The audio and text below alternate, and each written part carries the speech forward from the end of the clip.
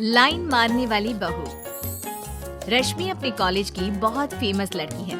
College का ऐसा कोई भी आदमी, चाहे छोटा हो या बड़ा, उसे अच्छे से पहचानता है। रश्मि हर लड़की को लाइन मारती रहती है। उसकी नजर लड़के पर ही रहती है। लड़के उससे डरते हैं और उसे देखते ही भाग जाते हैं। इस सब के कारण उसकी शादी भी नहीं हो रही होती है। एक रोज कमल दुखी होकर रश्मि से कहती है, अब तो ये सब छोड़ दे मेरी माँ। अब क्या जिंदगी भर यही बैठी रहेगी? मेरे कलेजे पर सांप लौटते हैं जब कोई कहता है कि तेरी बेटी लाइन बाज है। मम्मा, अब क्या मैं अपनी जिंदगी भी नहीं जीऊं? मैं इतनी खूबसूरत हूँ कि लड़के मेरी तरफ आकर खुद रुक जाते हैं। इसमें मेरी क्या गलती है? मैं इतनी सुंदर हूँ, मैं क्या करूँ? अरे भाग्य फूटे हैं मेरे। लगता है तेरी शादी देखे बिना ही मर जाऊंगी मैं। इधर कमला रश्मि को लेकर परेशान रहती है। उधर पूनम गट्टू के मोटापे के कारण परेशान रहती है। उसके मोटापे के कारण सारी लड़कियां उसे रिजेक्ट कर देती है। मेरा गट्टू कब दूल्हा बनेगा? उसके सर सहरा कब बंधेगा? राम जी, मुझे इसी दिन का इंतजार कब से है।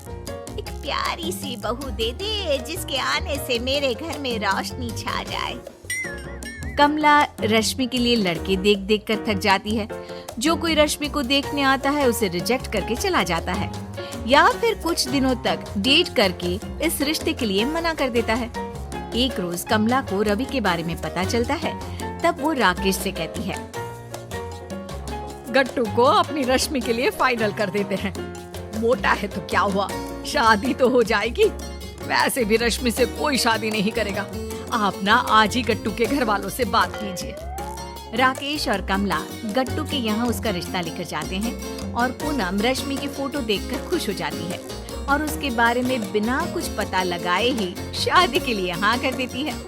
गट्टू और रश्मि की शादी तय हो जाती है। जल्द ही शादी का दिन आ जाता है।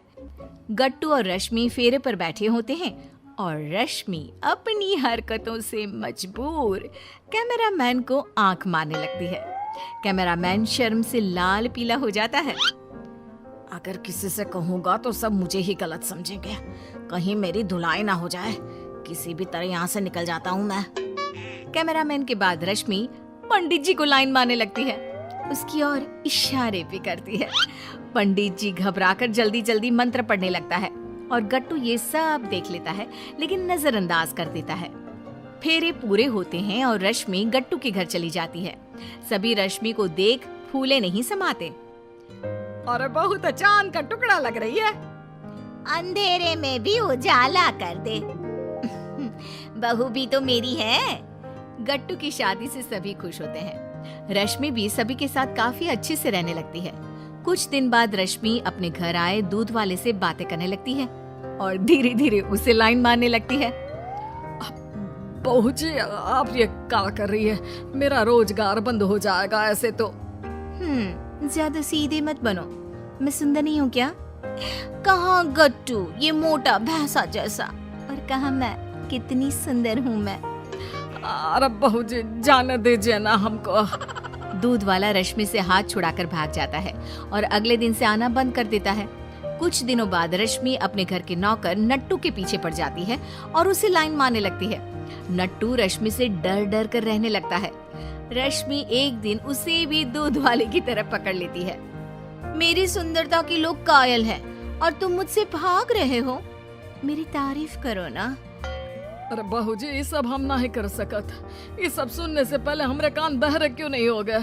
अरे गट्टू बाबा को हमने अपने बेटे की तरह माना है। नौकर वहाँ से चला जाता है और वापस नहीं आता। पूनम को कुछ समझ में नहीं आता कि ये सब लोग एक एक करके उसके यहाँ काम क्यों छोड़ रहे हैं। एक दिन पूनम की नजर रश्मि पर पड़ती है, जो घर की छत पर खड़े पड़ोस के लड़के को लाइन मार रही होती है। और ये देखकर पूनम की आंखें फटी रह जाती है और वो अपना माथा पकड़ लेती है। कहीं इसी सब के कारण इतने पुराने नट्टू भाई घर छोड़कर तो नहीं चले गए। मुझे दूध वाले से पता लगाना पड़ेगा कि आखिर बात क्या हुई। पूनम अब पूरे वक्त रश्मि की हरकतों पर नजर गड़ाए रखती है और उसे पता चल जाता है कि रश्मि के कारण ही सभी ने काम छोड़ा है। अब मेरे गट्टू का क्या होगा? वो तो किसी को कुछ बता भी नहीं सकता। ये डायन मेरे घर को निगल जाएगी। पूनम नौकर नट्टू के घर जाती है। नट्टू भाई, आपको अपने घर वापस आना होगा। मेरी मदद करनी होगी रश्मि को सुधारने में। मालकिन, हमको लगा कि आप भी हमका ही गलत समझेगी, इसीलिए हम चुपचाप चले आए। नट्टू वापस काम पर आ जाता है और रश्मि मौका पाते ही नट्टू पर लाइन मारना चालू कर देती है। अच्छा, तो वापस आना ही पड़ा ना? अब कहाँ जाएंगे बचकर आप? मैं इतनी सुंदर हूँ, क्या करूँ मैं?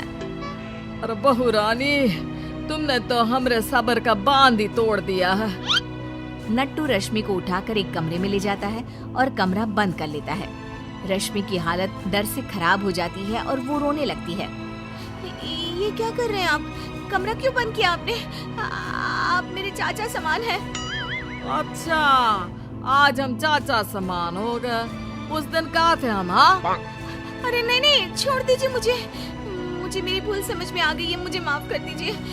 मेरी वजह से आपको अपनी नौकरी खोनी पड़ी थी। आज के बाद मैं किसी भी लड़के को लाइन नहीं मारूंगी। इतने में ही पूनम वहाँ आ जाती है। बहू, तुमने मेरी नाक कटवाने में कोई कसर नहीं छोड़ी। मुझे पता होता तो मैं तुम्हें इस घर में बहू बनाकर कभी नहीं लाती। तुम्हें सुधारने के लिए ही मुझे और नट्टू भाई को ऐसा करना पड़ा। रश्मि रो रो कर पूनम के पैरों पर गिरकर माफी मांगने लगती है। मुझे समझ में आ गया है कि एक लड़की की इज्जत क्या होती है। मुझे माफ कर दीजिए मम्मी जी और नट्टू काका। देर आए दुरुस्त आए। तुझे अकल आ गई वही काफी है। मेरे बेटे का घर बच गया, मुझे और कुछ नहीं चाहिए।